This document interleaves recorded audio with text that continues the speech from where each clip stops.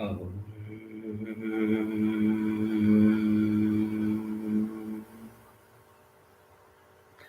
सत्यमेव जयते नानकृ बुद्धशिटिं जागृतप्राप्यवरान्नि बोधतम्. Hello, good morning, welcome to this episode number 5. This is 6:18 in the morning, and we are live this time to preach you, and teach you the real Sanatana Dharma, the life of human living, how to live a grateful life, successful life, prosperous life as per the manuscript of 100-year-old verses. Today we will be preach you, teach you the karma, the real karma, what is it and how it exists and how it should be really. You have to apply it on yourself.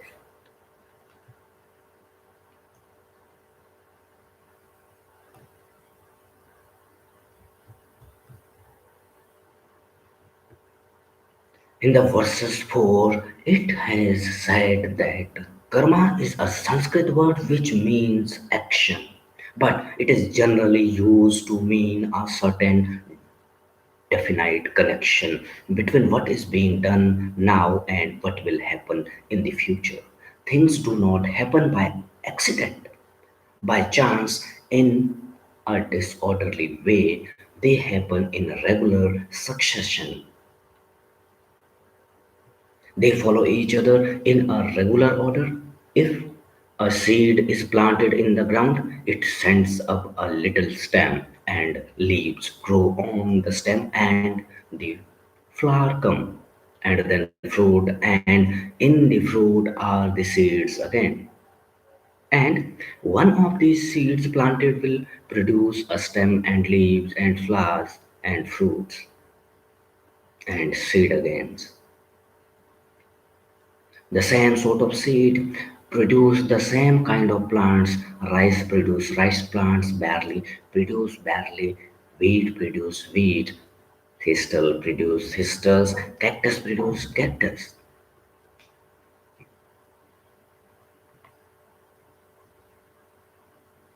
If a man sow thistle, he must not expect a crop of sweet grapes.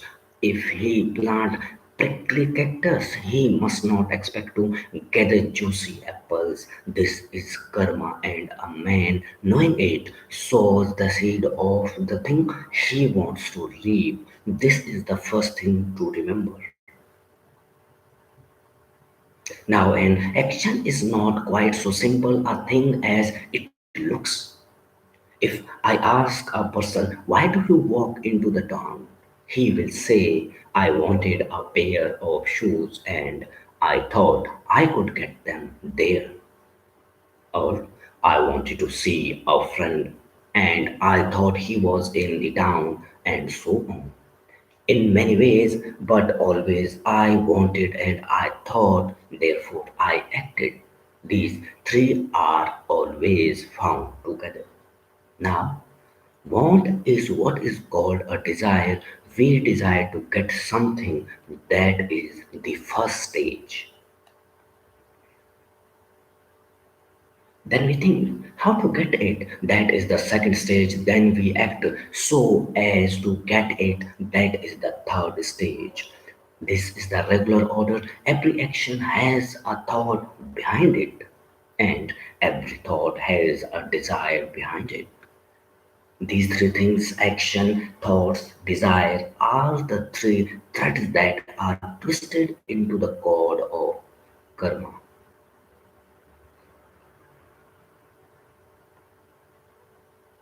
Our actions make the people around us happy or unhappy. If we make them happy, we have shown happiness like a seed, and it grows up into happiness for ourselves. If we make them unhappy, we have shown unhappiness like a seed, and it grows up into unhappiness for ourselves. If we do cruel things, we sow cruelty like a seed, and it grows up into cruelty to ourselves. So it means as your karma will be, you will be reap the same crop.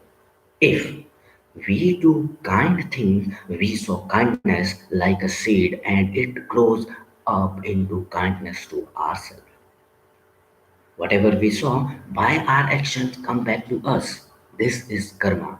Remember, this is the point. This is the karma and this is the point and this is the things human beings have to remember. But action has thought behind it. Now thoughts make what is called our character, the nature and kind of mind that we have.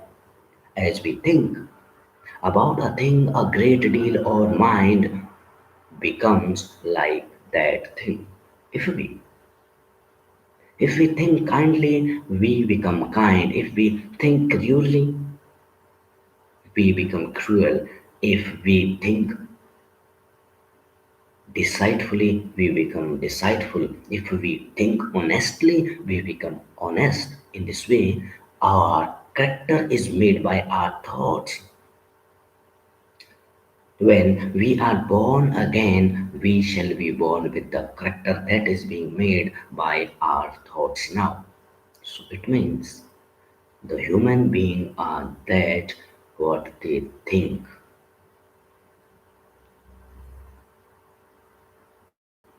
As we act according to our nature or character, as a kind person act kindly or as a cruel person act cruelly, it is easy to see that actions in our next life will depend on the thoughts of our present life. This is karma. But thought has desire behind it. Now desire brings us the object of wish for. As a magnet attract soft iron, so does desire attract objects.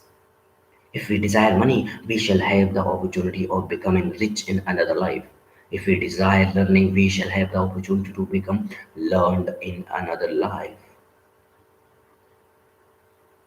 If we desire love, we shall have the opportunity of becoming loved. If we desire power, we shall have the opportunity of becoming powerful. This is the karma.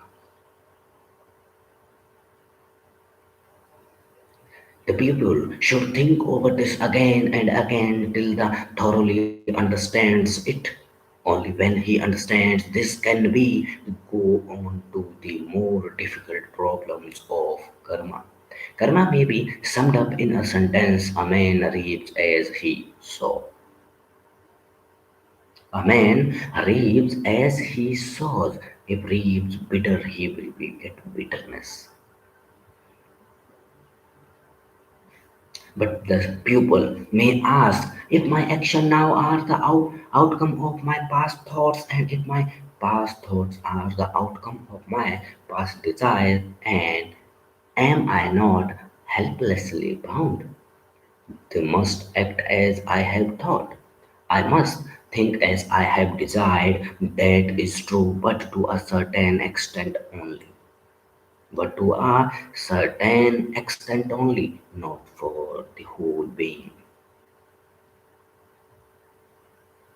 For we are changing consistently as we gain new experience, as the jiva thus gains more knowledge, and by the help of that changes his desire. In other words, while we have actually desired, thought, and acted in a certain way in the past, the possibility of the desiring of thinking otherwise has also been present throughout that past. And this possibility may be turned any time into actuality as soon as we realize by means of new experience the evil consequences of acting as we have actually done in the past. Suppose a man finds that he has acted cruelly. He learns that his cruel action was caused by his cruel thoughts in the past, and that those cruel thoughts grew up of desire to get an object which could only be obtained by cruelty. He sees that his cruel action may make people miserable, that these people hate and fear him, and thus make him lonely and unhappy. He thinks, over all this, and he resolved to change. But the pressure of his past thoughts and desires is very difficult to resist. He goes to the root of the trouble, the desire for the things that he cannot get without cruelty, and he who is the Jiva says to himself, I will not let myself desire those things, and whenever I begin to wish for them, I will remember that the desire breeds misery. He used thoughts to check desire instead of letting desire control thought. Then, instead of desire carrying him away as if they are runaway horses, he gradually used thought as a bridle and keeps his desire in check. He will only allow them to run after objects that bring happiness when they are ordained. Young jivas let their desire run away with them and so bring much unhappiness to themselves. Older jiva grow wiser, and when the desire runs out to an object, the possession of which would, as he has found in the past, cause unhappiness. He remembers that past unhappiness and by his thought pull the desire back.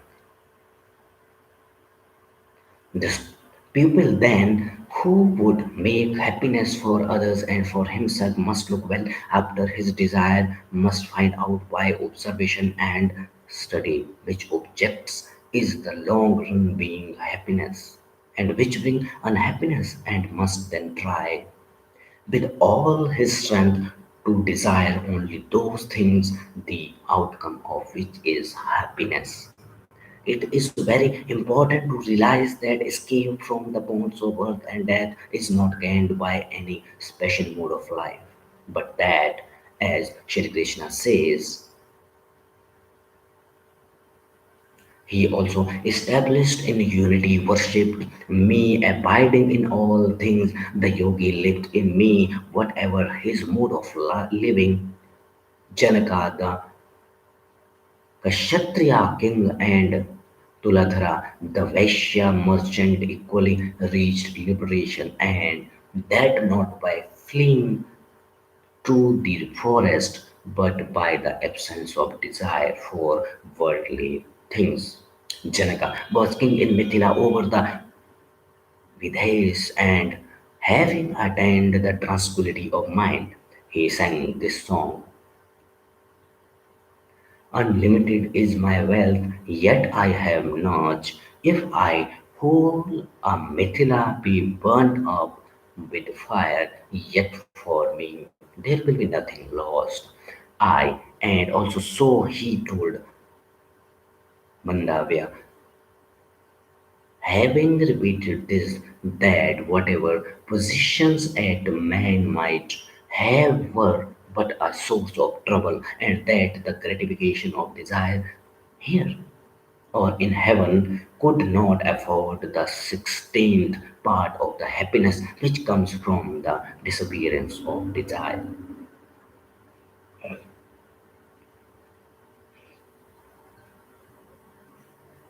As the horns of a cow grow with the cow, so does the desire for wealth grows with the possession. Wealth should be used for the good that can be done with it, but desire is sorrow. Looking on all creatures as on himself, a wise man gains freedom from all anxiety. By the teaching of the Sikhs, Jaljalpalika, King Janaka attained liberation for it, enabled him to attain to that Brahman which is spacious and immortal and which transcends all sorrows. And having thus learned them, he became in his turn a teacher to whomever Vaishya sent his son Shukla to learn the religion of emni- emancipation. Janjali made great taps and become filled with pride, and one day the thought within himself. Who is this wide sea and spacious earth in like to me? Then cried a voice, say not such word. Even Tuladhara, busy in buying and selling, should not thus speak, and to him thou art not equal. The Jajalis wondered much that a mere merchant should be put above himself, a Brahmana and an ascetic. And he set forth to find Tuladhara and the solve the riddle. Vexing himself, he reached the city of Varanasi and then found Tuladhara, a mere shopkeeper selling to whosoever came. All kings kind of goods. Tuladhara stood up greeting the Brahmana as was fitting, and to him Tuladhara related the story of the great penance that has inflated him with pride. Angry thou hast come to me, O Brahmana. What service can I render thee?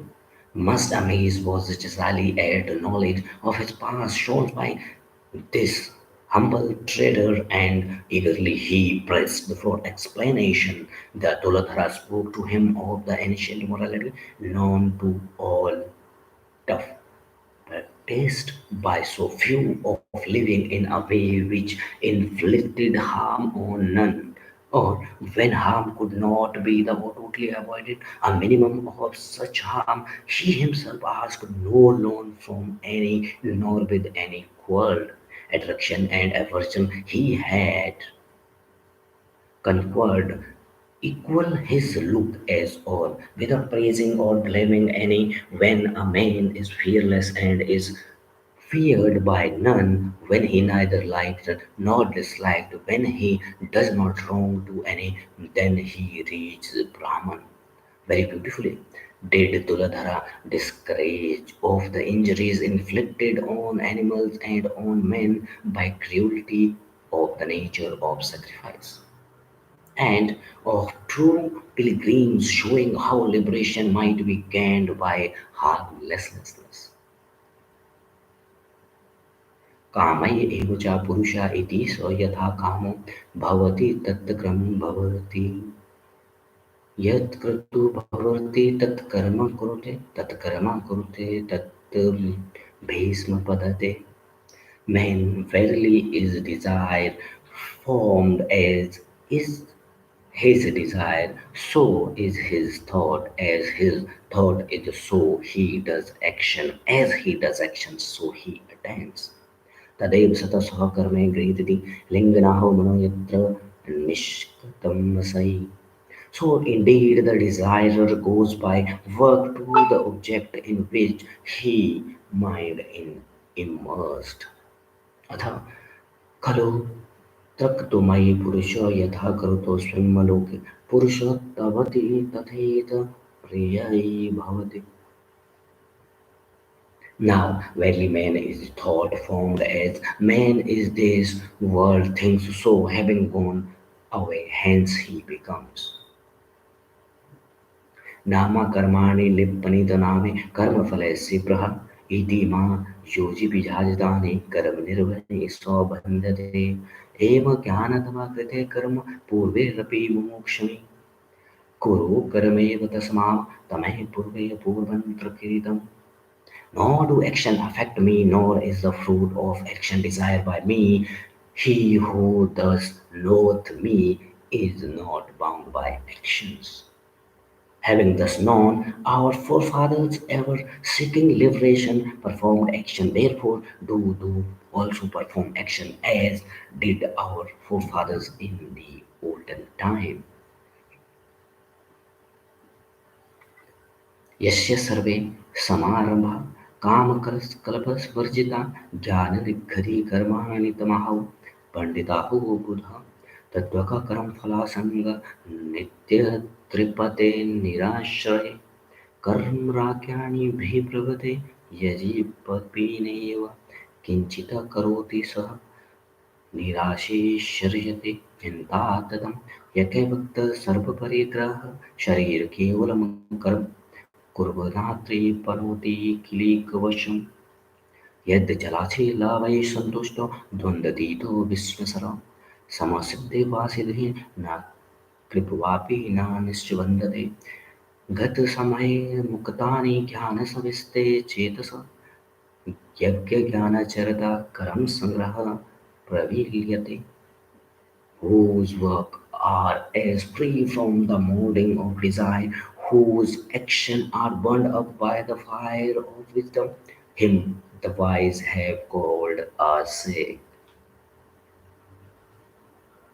Having abundant attachment to the fruit of action, always content now here, seeking refuge, he is not doing anything, although doing actions, hoping for notch his mind and self-control, having abandoned all greed, performing action by the body alone, he doth not commit sin of one with attachment dead, harmonious with his thoughts, established in wisdom, his works sacrifices all action melt away. यदा सर्वे प्रमुचयते कामा यशस्य हर्दिति स्थिता अथो मृत्यु मृत्यतो भवते ब्रह्म समुच्यते when all the desire hidden in the heart are loosed, then the mortal becomes immortal, then the hearer enjoy the Brahman. आत्मनर्थिने विधि शरीर अर्थमेवेतु बुद्धि तुम सारथि विद्विमन प्रग्रहमेव च इंद्राणि इंद्रियाणि हयानि हर्षुते यासुतेषु गोचरान् आत्मे निद्राया मनोयुक्ते भक्ते हरुन् निशीदा यशोविज्ञानमानं भवयुक्तेन मनसा सदा तस्यो निद्राय पश्चाशेन दुष्वचाय वै सारथे यस्ततु विज्ञानाभावन्ते भवयुक्तेन नमसा सदा तस्ते निर्गाणि निर्वहि पश्यति सर्वदा वश्य इव सारथे यशस्व विज्ञानभावनात् स्वयं सदा हि शुचि न स तत्पदौ मनोति प्रभः संसारा चाकितो गच्छति know the self, the chariot honor the body. The chariot no reason, the chariotees, and the mind as the reins. They call the sense the heroes, the sense objective their province, the self joined to the sense and mind is the enjoyer, thus say the wise. Whoever is ignorant always with mind lose his senses are uncontrolled like bad horses of the chariotees. Whoever is wise always with mind tightened, his senses are controlled like good horses of the chariots. However, is indeed ignorant, thoughtless, always impure. He does not obtain that goal but comes again into samara, samsara or sansara.